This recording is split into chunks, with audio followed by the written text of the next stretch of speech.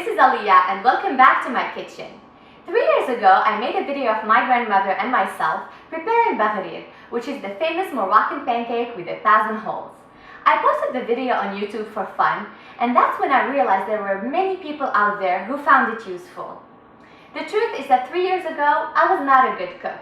However, after receiving so many emails from people requesting more Moroccan cooking videos, I made it my mission to research, test, and simplify Moroccan recipes so that people like me and you can reproduce the flavors of Morocco wherever they are.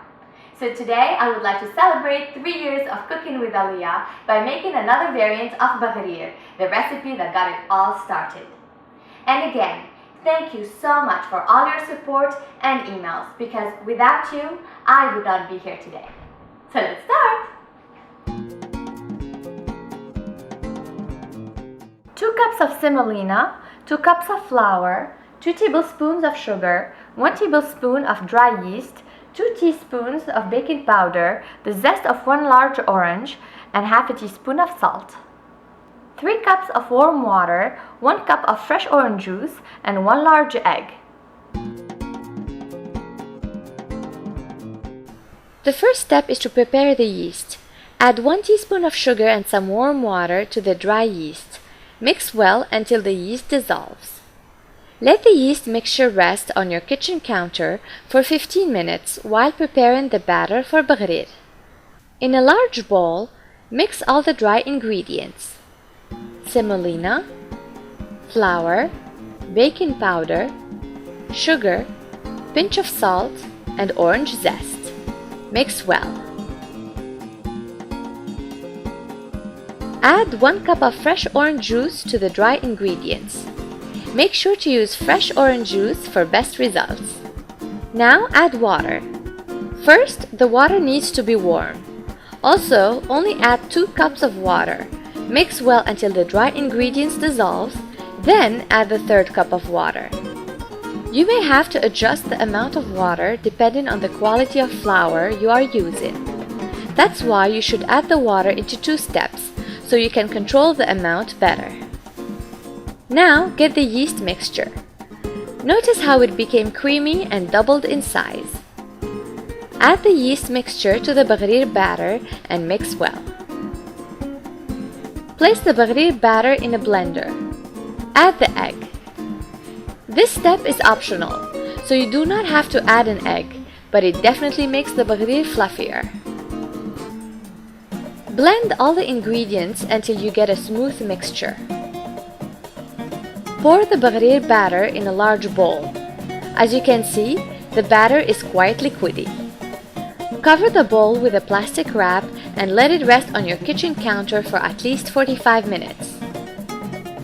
After 45 minutes, you will notice that the Baghrir batter doubled in size. Now we are ready to cook our Baghrir. The pan is a very important element in cooking the Baghrir. Make sure to use a good quality non-stick pan. Wash the pan with water and place it on the stove at medium heat. Leave the water drops on the pan as they will evaporate when the pan is hot enough. This will be the sign that we can start cooking the Baghrir. Mix the batter with a ladle and pour around 3/4 of a cup of batter in the pan. The batter will spread and create a nice round shape. Now, this is the best part. Watch the holes form. I am running this sequence at high speed for the show. Cook the Baghrir on medium heat until the top surface is completely dry.